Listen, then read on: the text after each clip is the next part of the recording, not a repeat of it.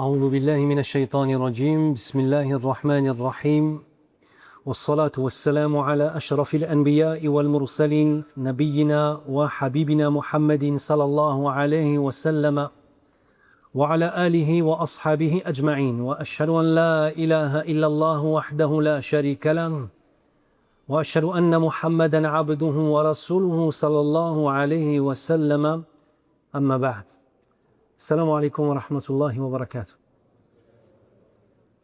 Alhamdulillah, on rend louange à Allah Azza wa Jal qui nous permet de pouvoir nous réunir dans une de ses maisons durant un temps qui est béni, dans un endroit qui est béni. Wa innal masajida lillah, wa annal masajida lillah. Les mosquées, elles appartiennent à Allah Azza wa Jal. Ce qui signifie qu'à partir du moment où on est dans cette mosquée, on est dans un endroit qui est aimé d'Allah Azza wa Jal et qui est béni. En un temps béni. Pour une action qui, nous l'espérons, sera bénie par Allah Azza wa Jal. نسأل الله عز وجل أن يبارك في هذا المجلس وأن يفتح القلوب والصدور لما يعلم فيه.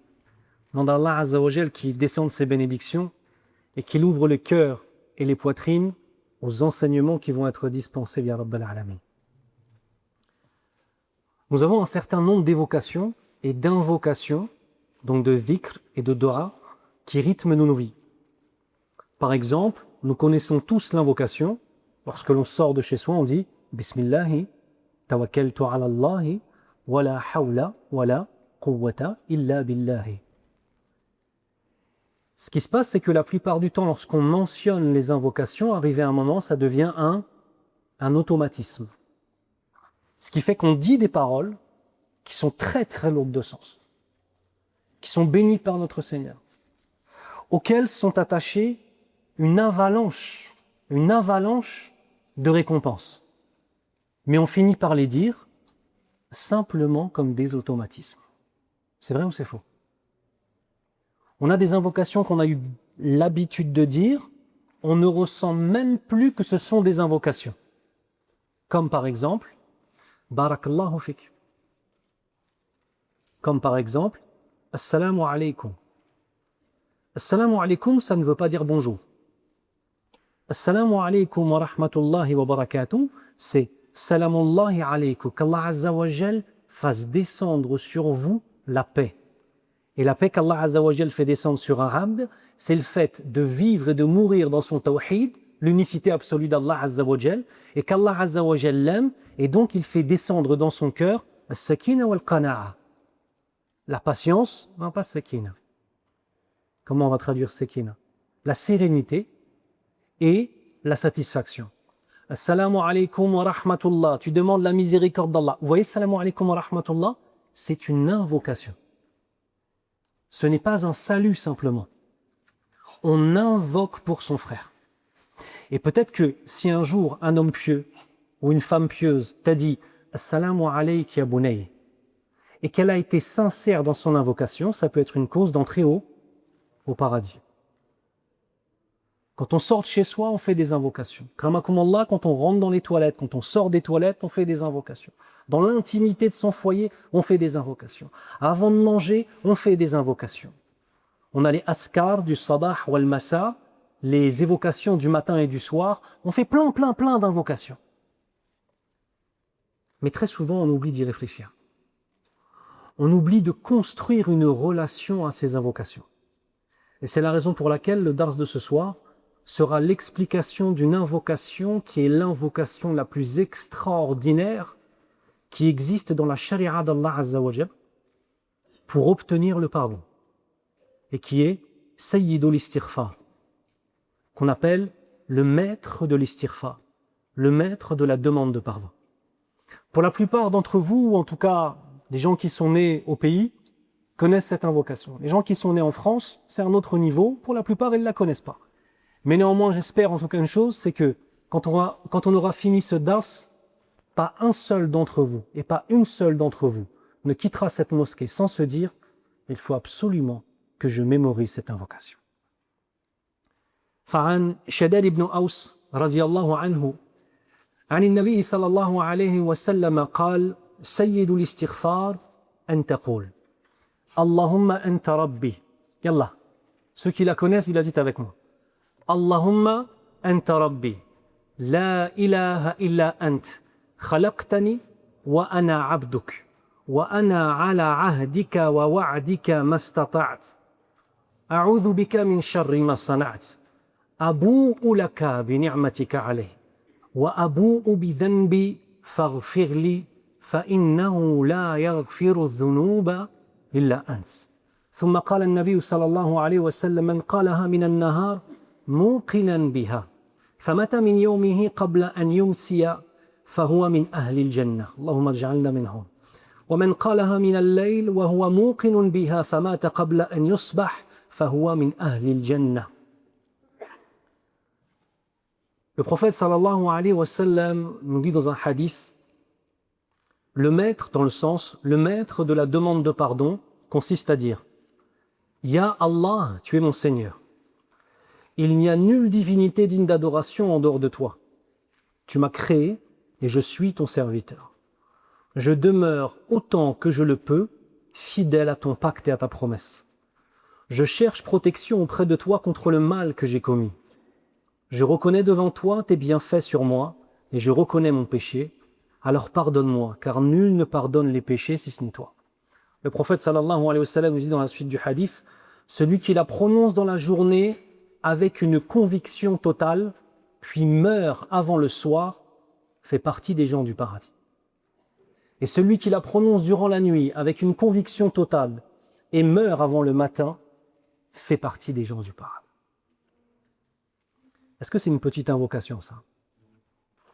Sauf que quand on ne réfléchit pas sur ses sens ou qu'on ne lit pas l'explication de ses sens, et que je vous la lis en français, tu te dis c'est joli, mais j'arrive pas à comprendre en quoi c'est une cause d'entrée au paradis pour l'éternité, Inch'Allah. Et c'est la raison pour laquelle on va essayer de décortiquer un petit peu cette invocation, pour en faire un rappel pour nos cœurs, et pour faire en sorte que quand on le dit, on est derrière tout cela, tous les éléments de notre dîn. Parce que le musulman fort, c'est celui qui, lorsqu'il dit une seule parole, il y a en vérité derrière sa parole 1000 choses qui sont sous-entendues. Si je te dis le Coran et que tu sais ce qu'est le Coran, tout de suite dans ta tête ça veut dire quoi? La parole d'Allah, incréée, parfaite, qui nous enseigne le mode de vie, le seul valable dans la vie d'ici-bas et dans l'au-delà. Allah Azza wa Jal n'a pas mis un seul mot par hasard, il n'a pas mis une seule lettre par hasard, il est une shifa pour les sodours, il est une guérison. Tu vois tous ces concepts-là? Tu les as en un seul mot, c'est vrai ou pas? Les invocations, il faut que ça nous fasse la même chose. Première des choses, il nous dit Allahumma anta rabbi. Allahumma, ça veut dire Ya Allah. Regardez, si je dis Ya Allah, ça veut dire je t'appelle, je m'adresse à toi, Ya Allah, et j'ai conscience que je suis en dessous de toi. Le Ya, c'est un nida lil ba'id. On appelle celui qui est loin de nous. Et Allah Azza wa Jal est loin de nous par sa perfection, subhanahu wa ta'ala. Ya Allah et Allahumma, regardez, Allahu, c'est Allah. Et on rajoute le ma. Le ma, il vient remplacer le ya. C'est pour ça qu'on ne peut pas dire dans la langue arabe Ya Allahumma. Ça se dit pas. On dit Ya Allah ou alors on dit Allahumma. Anta Rabbi. On va commencer dans Sayyid al-Istighfar par la base de tout. Et la base de tout, c'est que toi et moi ne sommes pas importants. La base de tout, c'est que dans l'évocation et dans l'invocation, la meilleure des choses que je puisse faire, c'est de m'effacer. Et vous allez voir que dans cette invocation, l'adorateur s'efface. Je vais dire tout cela dans l'espoir qu'Allah Azza wa Jal me pardonne, mais vous allez voir que pendant la majeure partie du hadith, je ne parle pas de moi. Je parle que d'Allah Azza wa Jal. Pourquoi on fait ça? Pourquoi est-ce qu'avant de demander quelque chose à notre Seigneur ou avant de lui demander le pardon, pourquoi est-ce qu'on parle de lui? C'est pour qu'on lui montre qu'on le connaît. C'est pour qu'on lui montre qu'on le connaît. Regardez dans Surat al-Fatiha, les premiers versets de Surat al-Fatiha, c'est Alhamdulillahi Rabbil Alamin, Ar-Rahman Ar-Rahim, Maliki Yawmiddin. Iyyaka na'budu wa iyyaka nasta'in. Ici, on n'a parlé que d'Allah subhanahu wa ta'ala. On a décrit qui il est. Il est le Rabb, il est Rabbul Alamin, il est Al-Ilah, il est Ar-Rahman, il est Ar-Rahim, il est Al-Malik. Et il est Al-Ilah, Al-Ma'boud dans Iyyaka na'budu wa iyyaka nasta'in. Ce que je veux vous dire, c'est qu'avant de demander à Allah Azza wa Jal de nous guider dans Surat Al-Fatiha, on doit lui montrer qu'on le connaît. On doit répéter qui il est. On doit lui dire, Ya Allah, quand moi je vais t'invoquer, je sais qui tu es toi. J'ai appris à te connaître à travers le Coran al-Karim. J'ai appris à te connaître à travers la sunna de ton prophète sallallahu alayhi wa sallam. On va devoir toujours, avant de demander quoi que ce soit à notre Seigneur, lui montrer qu'on le connaît. Et ça fait partie de ce qu'on appelle adab ad-du'a. Le bon comportement dans l'invocation. On commence par quoi dans l'invocation? Est-ce qu'on commence d'abord par demander quelque chose? Non, on commence par as-sala'u ala Allah. On fait les louanges d'Allah. On fait la glorification d'Allah. On mentionne ses noms. Pourquoi? On est en train de remettre chaque chose à sa place. Regardez. Parfois dans la vie, on a des rôles supérieurs par rapport à d'autres créatures. Le père est supérieur à ses enfants. On est d'accord là-dessus? Quand tu es un patron, tu as des employés en dessous de toi et tu leur donnes des ordres. Et ils font tes quatre volontés. C'est vrai ou pas? Quand tu rentres dans l'invocation, tu dois te rappeler que toi, tu es une créature faible. Un faqir ilallah.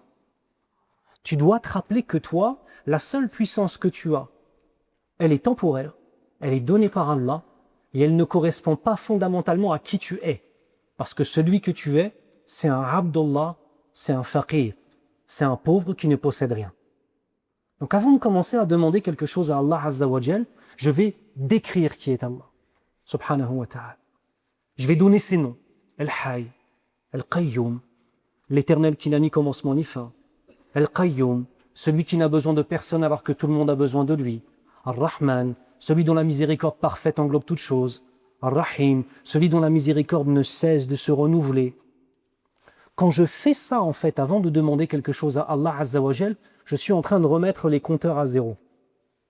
Vous avez remarqué, par exemple, ceux qui viennent prier à la mosquée, une des pires choses que tu puisses faire, c'est, tu es au téléphone avec quelqu'un, en train de parler de la dunya, jusqu'aux portes de la mosquée, et ensuite, juste tu raccroches pour venir faire la prière. Elle est comment ta prière à ce moment-là? Tu as ramené la dunya dans la mosquée, tu ne peux pas être concentré. Tu ne peux pas être concentré. Et donc moi je ne peux pas venir et tout de suite demander des choses à Allah Azza wa Jal alors que peut-être je suis encore dans l'illusion de ma propre puissance. Alors que peut-être moi je suis encore en train de penser à des choses qui ne sont pas liées à mon Seigneur. Je suis pollué par des choses de la vie d'ici-bas. Et c'est une des raisons pour lesquelles on commence par faire ce qu'on appelle As-Sana'u ala Allah. Allahumma anta Rabbi. Ma huwa Rabb? C'est quoi Rabb? Le Seigneur, très bien. Et qu'est-ce que ça signifie le Seigneur dans la charia d'Allah Azza wa Jal? C'est lui le divin, très bien. L'unique, ok. Le créateur, Al-Khaliqu. Premier élément de la définition du nom d'Allah, Rabb, c'est le créateur, Al-Khaliqu. Ensuite, on a quoi d'autre? Al-Maliku, celui qui possède. Al-Khaliqu, Al-Maliku, celui qui, ensuite, Ar-Razzaq, celui qui donne la subsistance. Et il est celui qui décide de la prédestination. Restons juste sur ce nom-là. Parce que regardez dans Surat Al-Fatiha, Allah Azza wa Jal se présente à nous. Alhamdulillahi, après c'est quoi? Rabbi. Donc ça signifie que Alhamdulillah, et qui est Allah, deux points. Premier nom qu'Allah Azza wa Jal utilise pour nous expliquer qui il est, c'est Rabb. Et là, ce qu'on est en train de faire, c'est de la aqidah. C'est de la vraie aqidah. C'est connaître Allah pour l'aimer. Connaître Allah pour espérer de lui. Connaître Allah pour le craindre. Connaître Allah pour savoir qui nous sommes. Al-Khaliqu, Al-Maliku, Al-Razzaq, Alladhi yudabbiru al-amr. Le créateur de toutes choses. Le possesseur de toutes choses. Celui qui donne la subsistance à toutes ces créatures et qui décide de la prédestination. Celui qui a ces caractéristiques-là. si tu as la certitude que quand tu demandes, il t'écoute, comment tu te sens? Si tu as la certitude qu'il est, lui, d'une façon qui sied à sa perfection, de ton côté à toi, est-ce que tu peux craindre quelqu'un, oui ou non? Quand tu as de ton côté le créateur des cieux et de la terre, est-ce que tu peux craindre quelqu'un? Quand tu as de ton côté le possesseur de toutes les créatures dans la vie d'ici-bas et dans l'au-delà, est-ce que tu peux craindre quelqu'un? Quand tu as de ton côté celui qui donne la subsistance, est-ce que tu peux avoir peur pour tes factures à la fin du mois? Quand tu as de ton côté celui qui décide de la prédestination, al-qada ou al-qadar, est-ce que tu peux être en colère contre ce qui arrive dans ta vie? Allahumma anta rabbi. Et ici, le ya al-mutakallim, c'est l'adorateur. Il se fait tout petit. Rabbi. Parle même pas de rabbi, juste un ya al-mutakallim. La ilaha illa ant. Allahumma anta rabbi. Une fois qu'on a mis à l'heure les pendules dans ce sens-là, qu'est-ce qu'on a? Si je sais qui est Allah, est-ce que je vais savoir qui je suis, oui ou non? Si je sais qui est Allah, est-ce que je vais comprendre qui je suis, oui ou non? Oui. Moi, si je sais qui est mon Seigneur, je vais savoir qui je suis. Si tu comprends que toute la puissance est à Allah Azza wa Jal, est-ce que tu continueras à avoir l'illusion que toi tu as de la puissance, oui ou non? Si tu sais qu'Allah Azza wa Jal, c'est lui qui donne la subsistance, est-ce que tu vas continuer à avoir l'illusion que c'est toi qui payes les factures en vérité ou pas? Non, tu vas comprendre. À partir du moment où tu connais qui est Allah Azza wa Jal, tu vas comprendre qui il est et tu vas comprendre qui tu es. Et c'est pour ça que les ulémas nous disent, plus tu vas connaître Allah, plus tu vas te connaître. Pourquoi? Parce que plus tu vas connaître la perfection d'Allah, et plus tu vas connaître ton imperfection ou ta faiblesse. Si tu as compris que tes enfants que tu aimes tant, personne ne peut les protéger en dehors d'Allah. Personne. Tu vas arrêter de croire que toi, tu as de la puissance. Et tu vas comprendre que c'est Allah Azza wa Jal, lui seul et sans associé, qui peut protéger. Quand tu vas comprendre que c'est Allah Azza wa Jal qui décide de ce qui se passe dans le futur, qui décide de tous les types d'épreuves que tu vas avoir. Wallah, ya akhi, quand elles vont t'arriver, tu sauras que ton seul rôle, c'est de patienter et de dire « Alhamdulillahi Rabbil Alamin ». Tu t'es connu à travers la connaissance d'Allah Azza wa Jal. Allahumma anta rabbi, la ilaha illa ant. Bah oui, mais si t'es mon Seigneur, mais que j'adore un autre que toi, ça fonctionne ou ça fonctionne pas? Ça fonctionne pas. Si moi je viens construire une part du tawhid d'un côté et que de l'autre côté je prends une massue du shirk, du polythéisme et que je le casse, est-ce que ça fonctionne ou est-ce que ça fonctionne pas? Ça ne peut pas fonctionner. Allahumma anta rabbi. J'ai reconnu qui tu es. Et donc j'ai reconnu qui je suis moi. J'ai reconnu que tu es le tout-puissant, que je suis le faible, que tu es le riche, que je suis le pauvre, que tu es celui qui décide et que moi je suis celui qui va devoir gérer ce que toi tu as décidé. La ilaha illa ant. Il n'y a pas de divinité digne d'adoration hormis toi.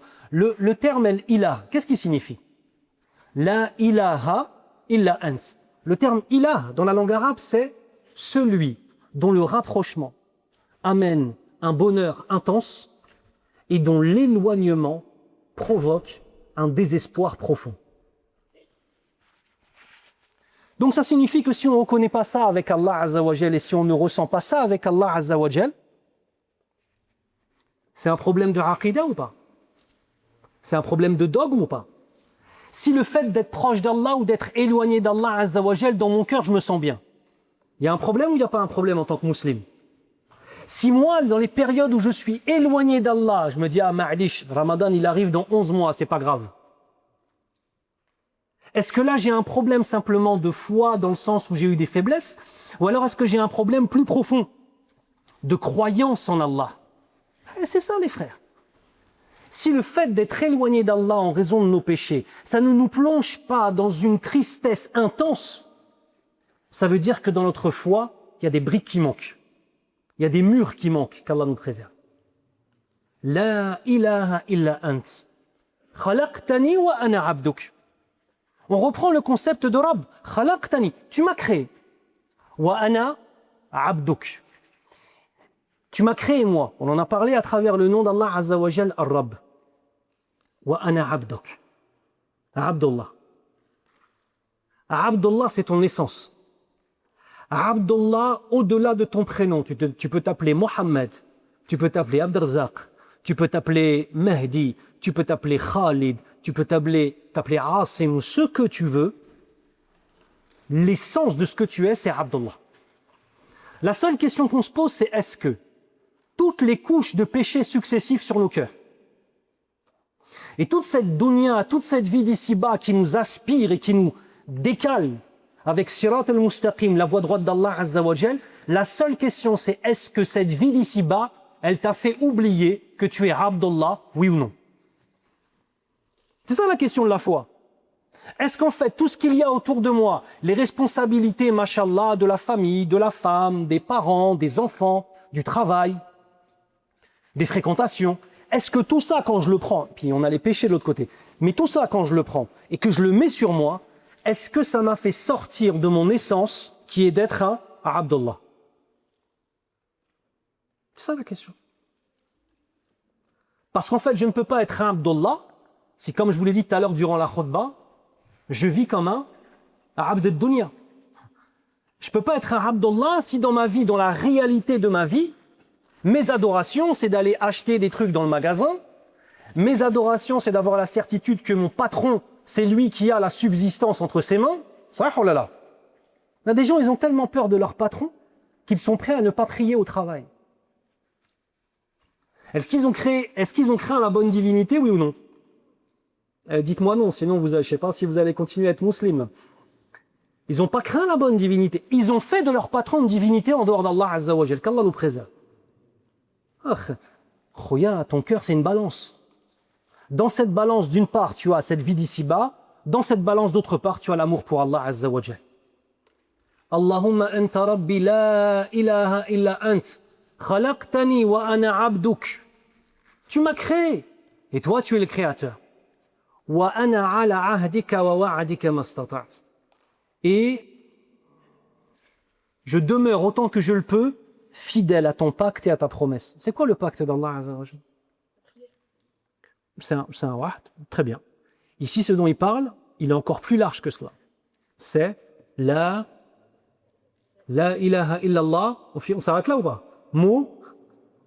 Muhammadun Rasulullah sallallahu alayhi wa sallam. Ahd. Hada ahd ma'Allah. La shahada, c'est un ahd que tu as passé. Tu es né musulman, mais quand tu as grandi et que tu es devenu mukallaf, que tu es devenu pubère, tu as dit la ilaha illallah Muhammadur Rasulullah sallallahu alayhi wa sallam. Akhi, tu as signé un contrat. Tu l'as signé avec ton sang. Tu l'as signé avec ta sueur. Tu l'as signé avec ta vie, akhi al-karim. Wa ana ala ahdika.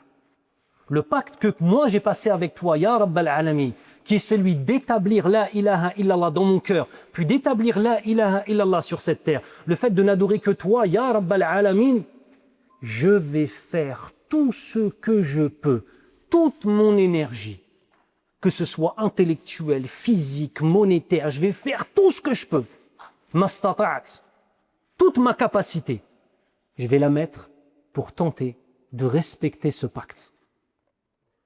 Qu'est-ce qui se passe quand on ne respecte pas le pacte avec Allah Azza wa Jalla? Allah nous abandonne. Qu'Allah nous préserve.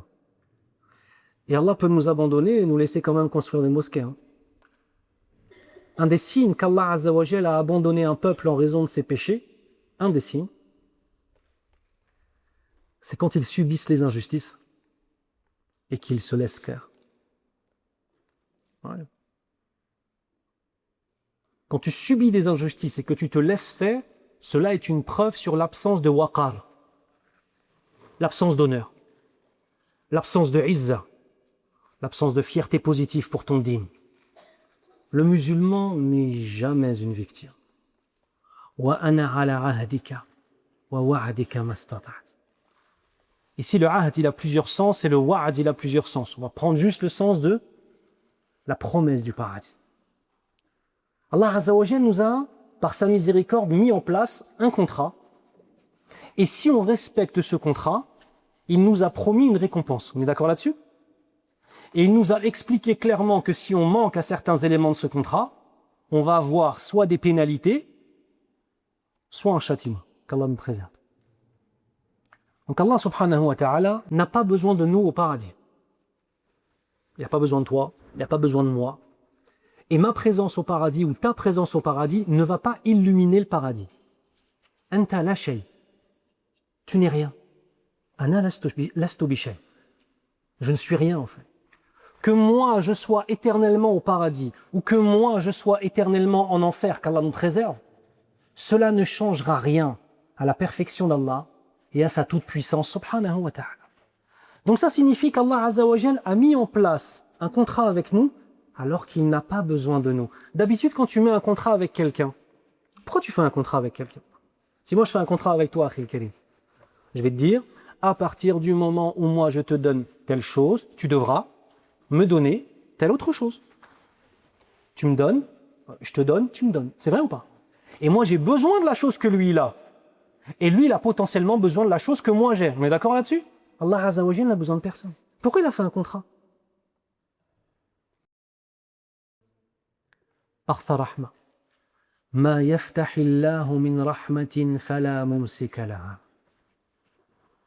Lorsqu'Allah Azza wa Jalla ouvre une miséricorde, il n'y a rien, absolument rien, qui peut l'empêcher d'arriver. C'est juste par miséricorde qu'il a mis en place ce contrat entre nous. Parce qu'il n'a pas besoin de nous. Donc on a une divinité toute puissante qui nous a créés au paradis. Nous étions destinés à rester au paradis éternellement.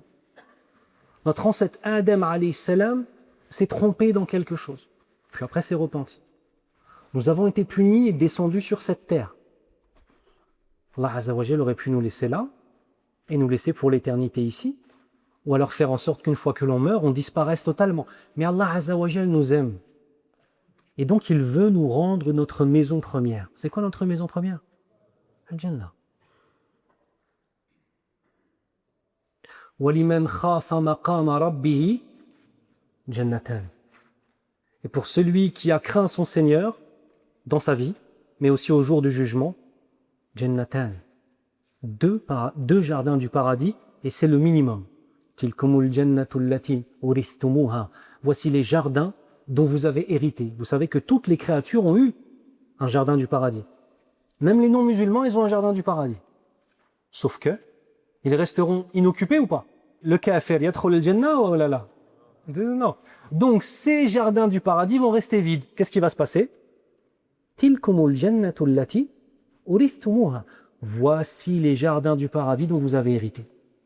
Donc on a au minimum 2 jardins qui nous sont donnés.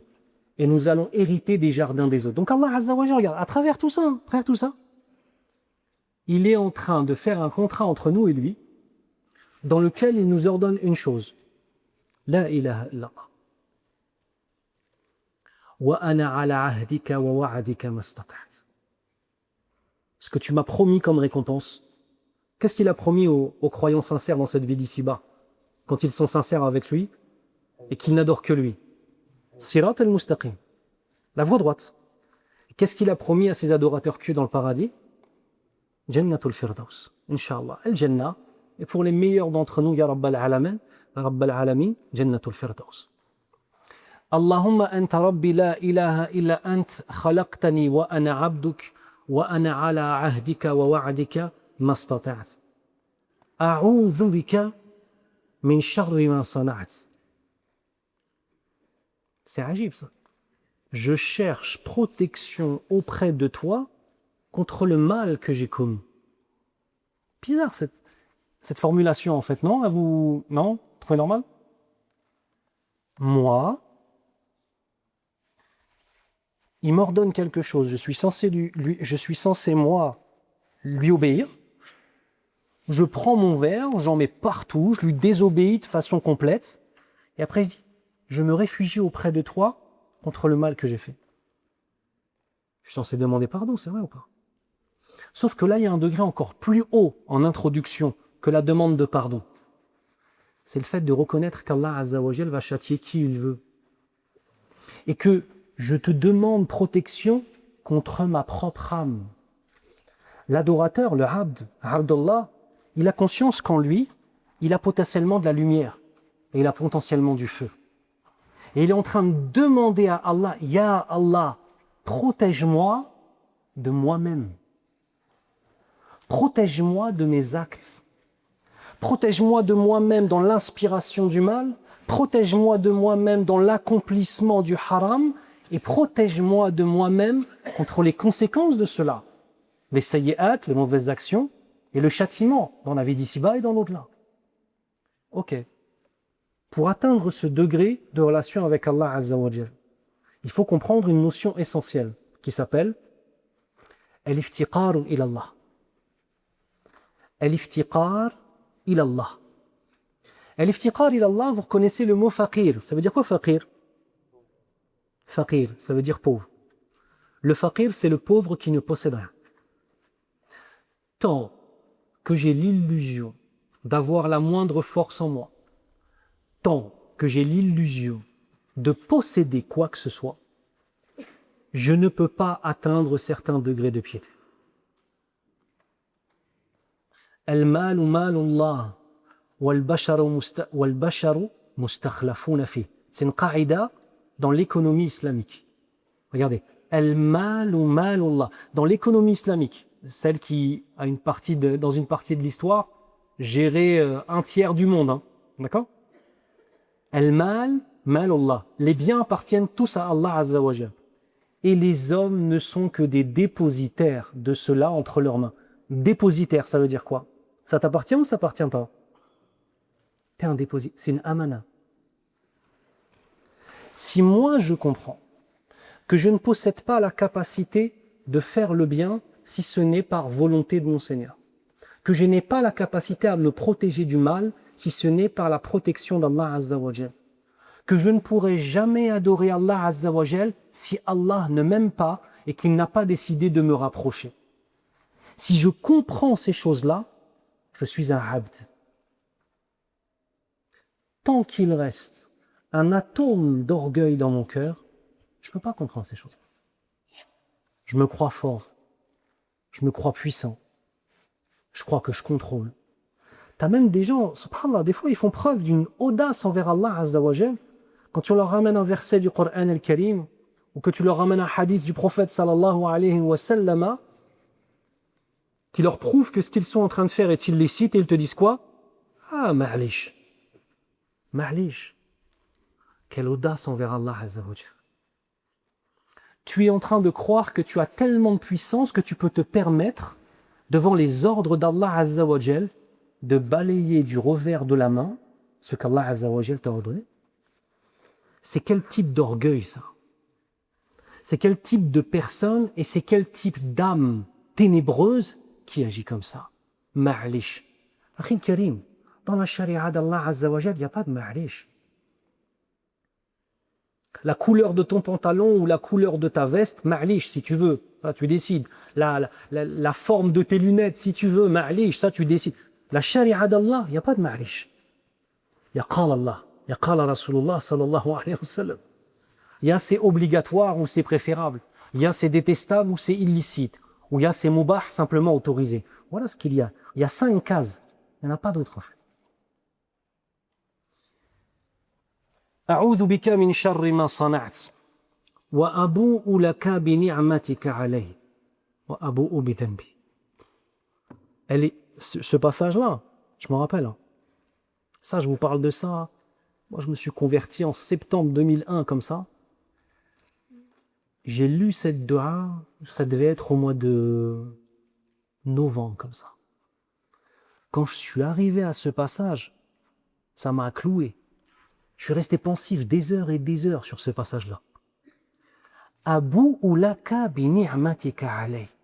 Regardez la réponse. Wa abou'u bi dhanbi. Je reconnais tous les bienfaits que tu m'as accordés.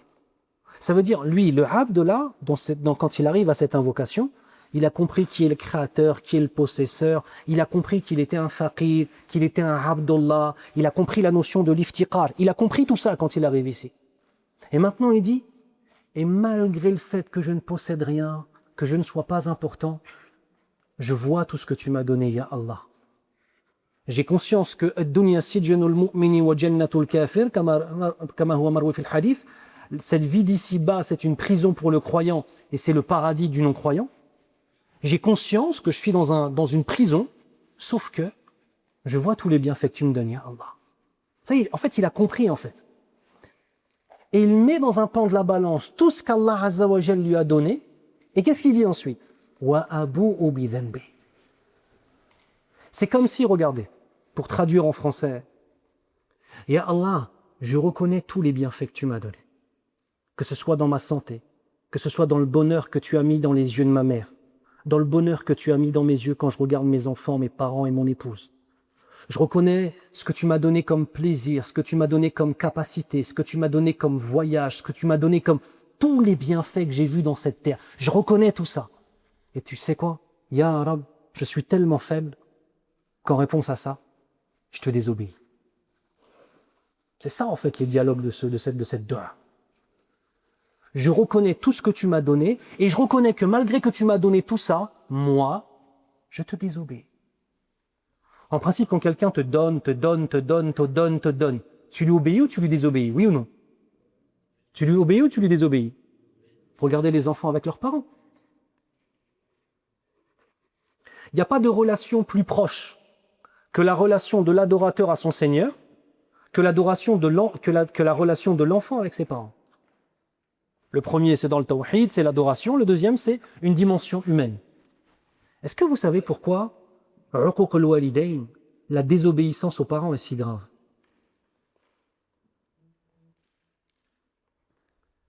C'est parce qu'une personne qui est capable d'ingratitude envers ses parents ne peut être capable que d'ingratitude envers son Seigneur.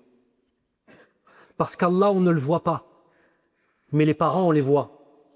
Celui qui ne sait pas remercier ses parents, celui qui ne sait pas obéir à ses parents, alors qu'il les voit, alors qu'il voit sa mère pleurer pour lui, alors qu'il voit son père se casser le dos au travail, alors qu'il voit son père rentrer le soir, être fatigué, malgré tout être là pour lui, le protéger, la mère pleurer pour lui, s'il n'est pas rentré à la maison, elle ne peut pas dormir. Il voit tout ça de ses yeux et pourtant il y désobéit.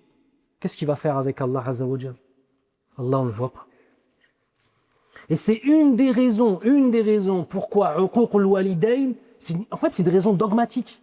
C'est qu'en fait celui qui ne sait pas être reconnaissant envers ses parents ne peut pas être reconnaissant envers Allah Azza wa Jal.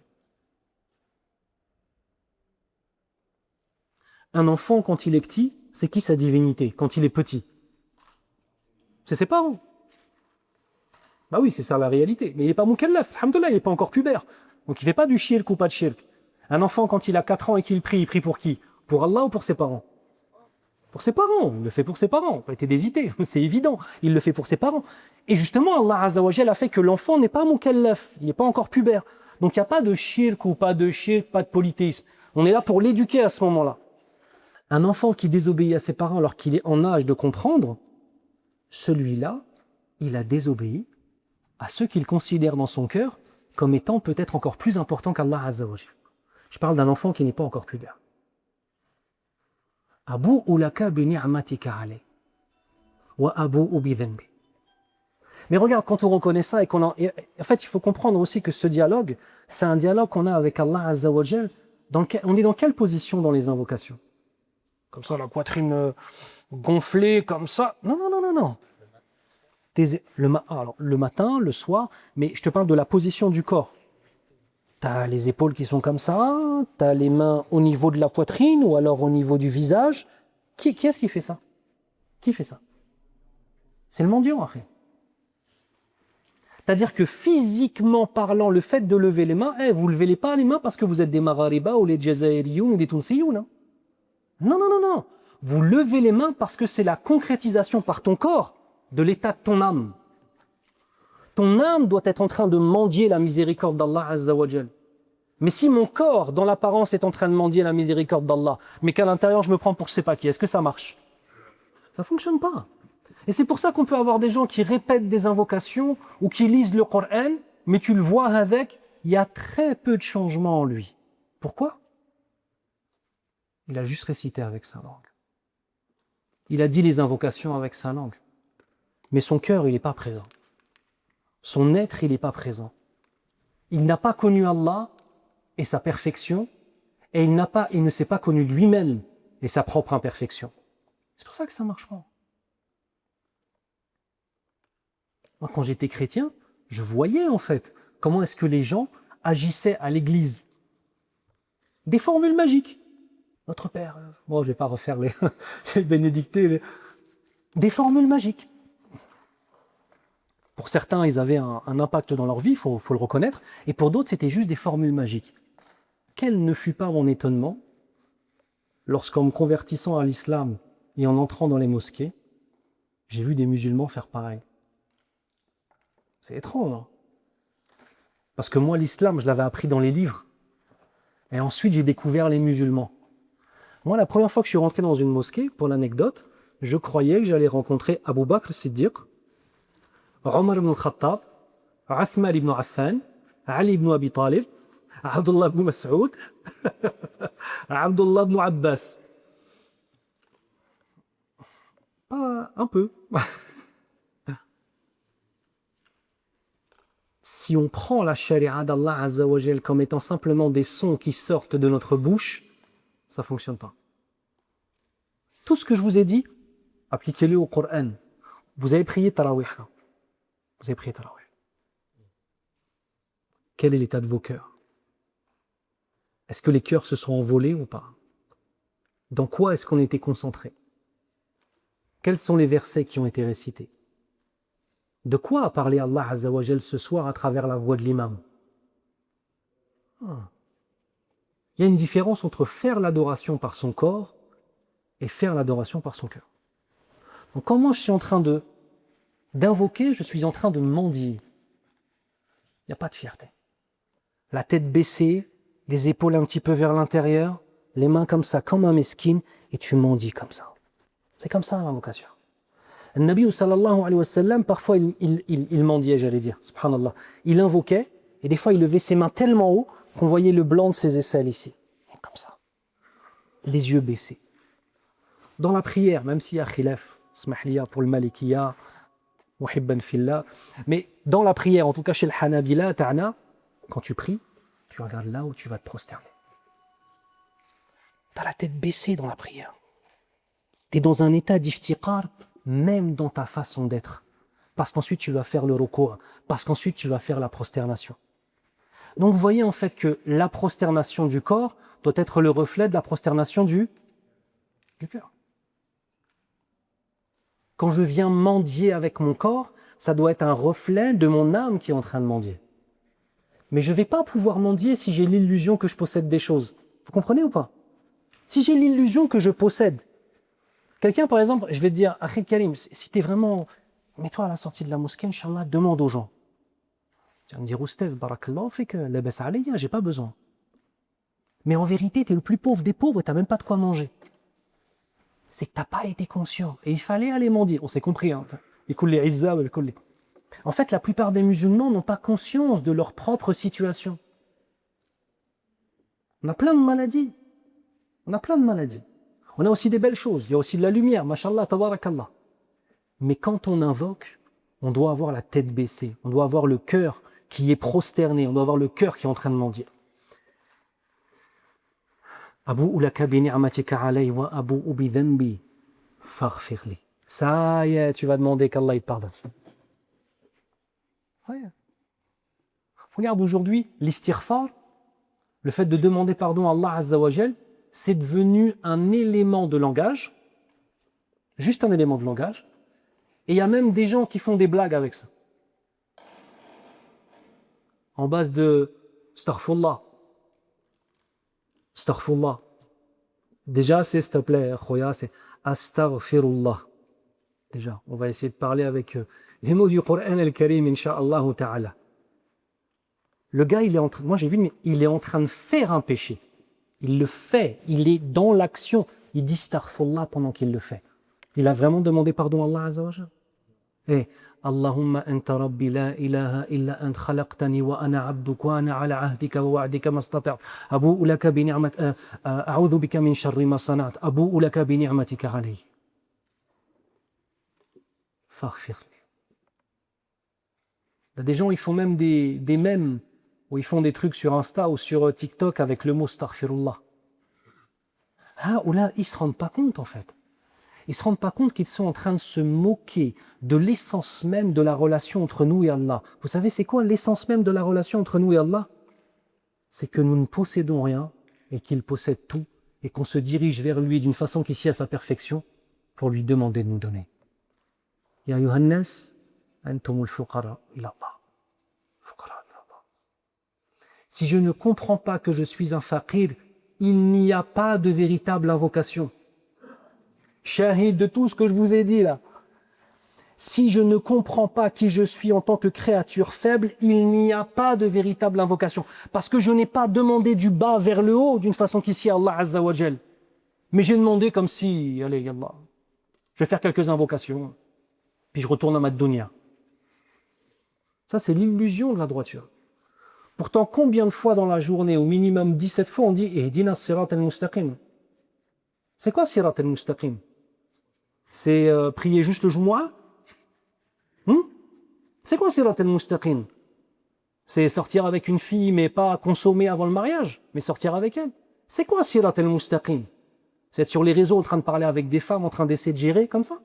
C'est quoi sirat al-mustaqim? C'est avoir un travail qui est illicite avec de l'argent qui est illicite. C'est ça sirat al-mustaqim. Pourtant on le demande.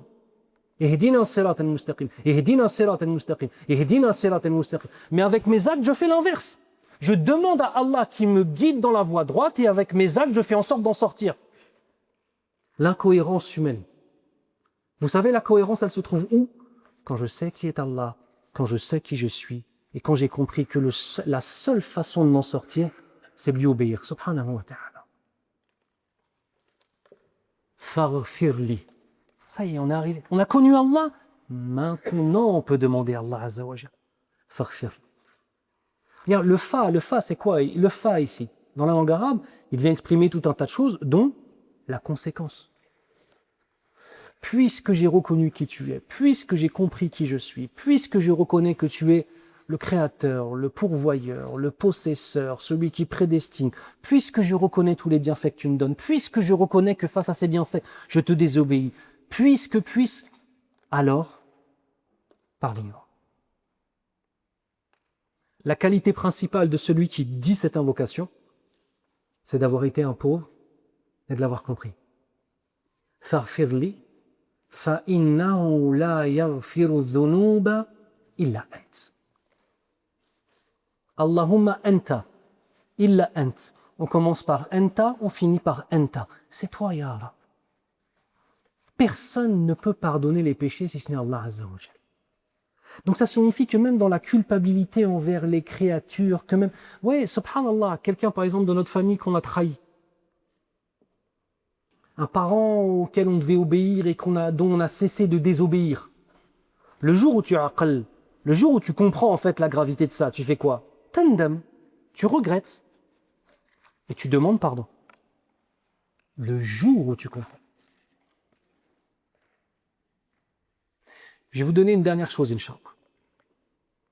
C'est que celui qui se repent doit avoir une attitude du repenti. Celui qui se repent doit avoir une attitude du repenti. Il doit être plus humble que les autres. Et moi, je ne cesserai d'être étonné de la part de certains qui ont passé leur vie dans le haram, puis se sont repentis, et qui après gonflent la poitrine. Fais-toi tout petit dans la mosquée, regarde. Viens, salli, sois au service des gens, propose pour passer l'aspirateur à Khoya, essaie d'être au service des gens, mais commence pas à bomber le torse. Parce que ton passé, lorsque toi tu étais dans le haram, il y en a d'autres qui étaient en train de mémoriser le Coran et qui sont assis à côté de toi.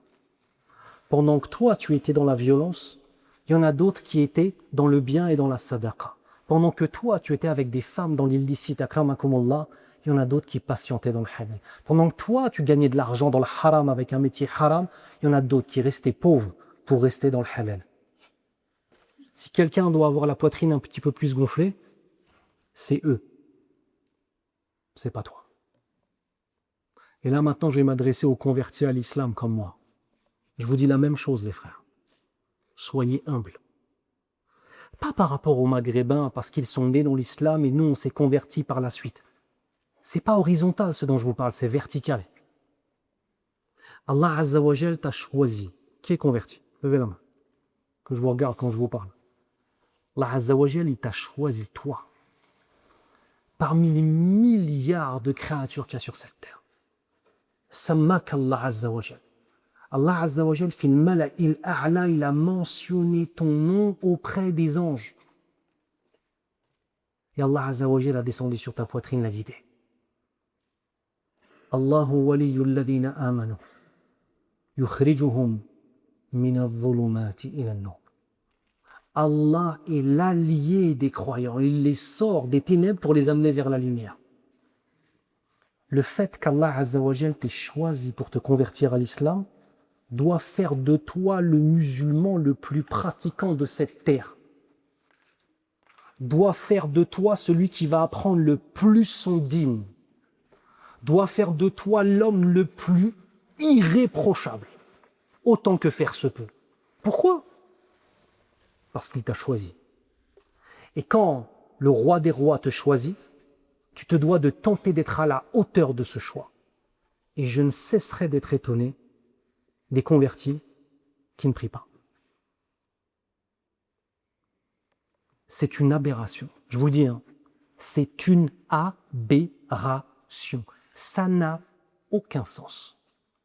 Un converti, celui qui a été choisi par Allah Azza wa Jal pour prendre libas at-taqwa ou libas at-taqwa dhalika khayr, il doit se sentir tellement honoré que quand il va dire cette invocation, il doit pleurer plus que les autres. Il doit être le premier dans les rangs à la mosquée. Parce qu'Allah Azza wa Jal t'a choisi et t'a ramené dans ce dîn. Qu'Allah Azza wa Jal nous accorde le fait de comprendre ce que signifie l'honneur d'être un musulman, ya Rabbal Alamin. Ce n'est pas une question d'origine, de culture. Tout ça, c'est une aqidah. Tout ça, c'est un dogme. Tout ça, c'est une croyance. Tout ça, c'est une relation à Allah Azza wa Jal.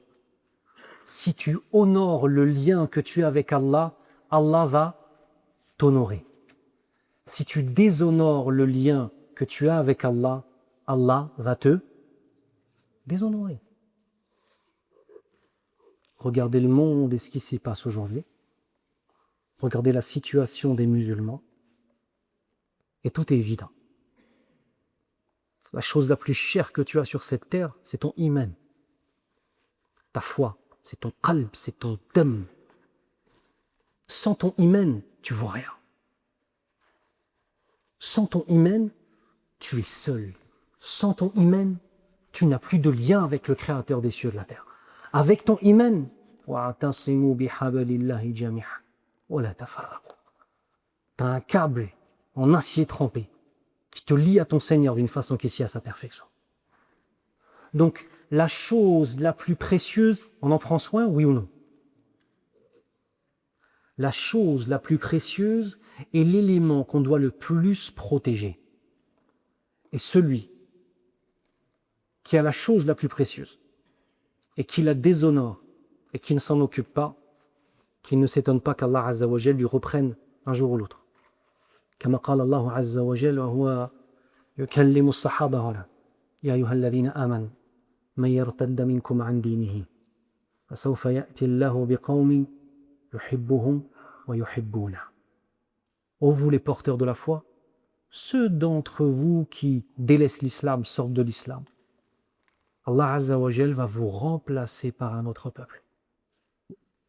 Un peuple qu'Allah aime, et ce peuple, il aime Allah Azza wa Jal. Quand vous regardez dans l'histoire de l'islam, Al-Mulkiya, la royauté, n'a pas toujours été dans les mêmes peuples. En fonction de leur niveau religieux, Allah Azza wa Jal va donner le pouvoir à un peuple qui va porter l'étendard de l'islam. On a eu les Arabes, on a eu aussi les Berbères, on a eu aussi les Turcs, on a eu des empires aussi en Afrique noire, on a eu des choses comme ça. La seule chose qui a donné leur valeur, c'est la ilaha illallah, Muhammadur Rasulullah sallallahu alayhi wa sallam. Demande à Allah Azza wa Jal de nous accorder le fait de pouvoir l'invoquer comme il se doit, de ressentir le lien qu'il y a entre nous et lui, ya Rabbal Alamin.